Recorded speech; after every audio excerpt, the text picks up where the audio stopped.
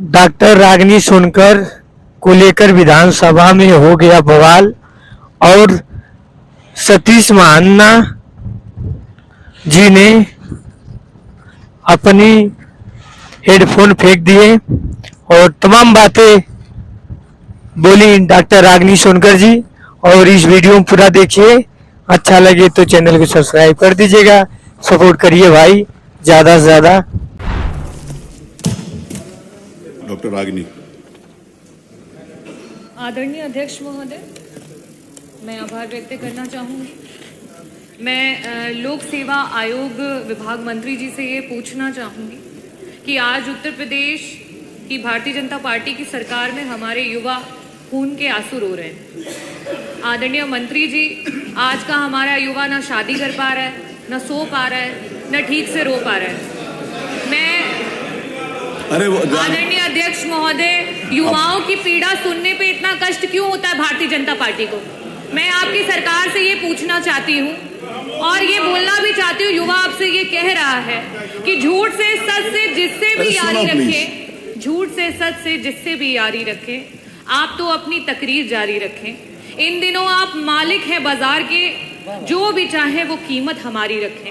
आदरणीय अध्यक्ष महोदय, युवा की कीमत जो है ये सरकार कुछ इस तरीके से लगा रही है। मैं माननीय मंत्री जी आपसे ये पूछना चाहूंगी कि आए दिन विज्ञापन जो आ रहे हैं लोकसभा आयोग के, उसमें जो रिक्तियां हैं उनकी जानकारियां गलत आ रही हैं। एक बच्चा जो तैयारी करता है, एक अभ्यर्थी जो तैयारी करता है परीक्षा की, उसको जब गलत तरीके की जानकारियां, नंबर ऑफ सीट्स की जानकारियां गलत आएंगी तो वो उसका क्या मनोबल रहेगा, वो किस तरीके से परीक्षाओं में बैठ पाएगा? तो क्या सरकार, मेरा पहला प्रश्न ये है कि विभागों में कुल कितने पद रिक्त हैं और इन पदों को कब तक सरकार भरेगी? क्या इसका ब्यौरा आप पटल पे रखेंगे?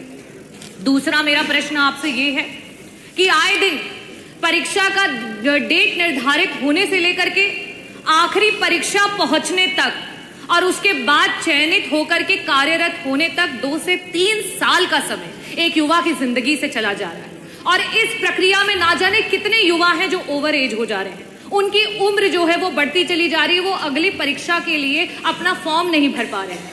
प्रत्येक भेदभाव को किनार में करते हुए क्या उन युवाओं को आप जो है एज में सीमा को बढ़ाने का काम करेंगे? मेरा प्रश्न ये है आपसे। 2017 से लेकर अभी तक के जो बैकलॉग है सरकार पूरा नहीं कर पाई है, चाहे वो एससी हो, चाहे एसटी हो, चाहे ओबीसी हो। ना तो उन पदों का आंकड़ा या ब्यौरा दे पाई है और ना ही उनको भरने की कोई प्रक्रिया को पूरा कर पाई है। सरकार उन पदों की जो आंकड़े हैं उसको पटल पर रखेगी और कब तक उनको भरेगी, इसके बारे में पूछना चाहूंगी।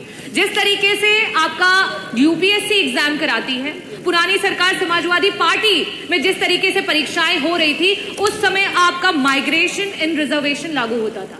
आज इस समय ये हो चुका है कि एक दलित समाज का, एक ओबीसी समाज का, एक पिछड़े समाज का, एक आपका आदिवासी समाज का बच्चा जो आरक्षित वर्ग के बराबर के मार्क्स लेकर के आ रहा है, लेकिन उसको अनारक्षित वर्ग के मार्क्स को लेकर के आ रहा है, लेकिन उसको आरक्षित वर्ग में डाल दिया जा रहा है, जिसकी वजह से वो आगे की परीक्षाओं में नहीं बैठ पा रहा है। क्या पुरानी सरकारों की तरह आप उसको लागू करेंगे? और मेरा लास्ट का, क्योंकि पारदर्शिता बहुत जरूरी है, इस समय नॉर्मलाइजेशन और स्केलिंग जो है वो खत्म हो चुकी है, अंक बच्चों के दिखाई नहीं पड़ रहे हैं। क्या सरकार इसको पारदर्शिता से लागू करेगी? नहीं, आप अधिकार तो दूसरे सरकारों में था, क्या सरकार उसको लागू करेगी? क्या दलितों को और ओबीसी को जो है जिस तरीके से पुरानी सरकार कर रही थी उसको मंत्री जी करेंगे? और क्यों नहीं भरा गया? बैकलॉग ही बताया, ये बैकलॉग ही बताया। मंत्री जी, हर विभाग पे अध्याचन, हम लोग तो कमिटियों में, समितियों में बैठते हैं, उधर के लोग भी बैठते हैं, इधर के लोग भी बैठते हैं, हर विभाग पे सिर्फ अध्याचन जा रहा है। कब भर्तियां होंगी? ये प्लीज बैठिए, हो गया, उन्होंने जो बात बताया वो इस तरह है। अगला प्रश्न श्री कमाल अख्तर। श्री कमाल अख्तर, प्लीज बैठिए ना, डॉक्टर आगे बैठिए, this is not the way, please बैठिए, नहीं नहीं आप ऐसे, मैं इस बात को अलाउ नहीं करता।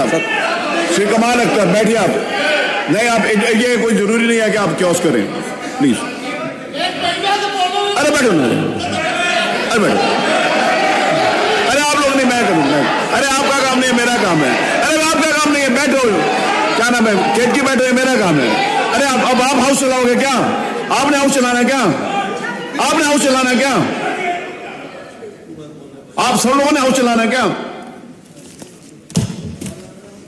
अब हम उठते हैं 10 मिनट के लिए।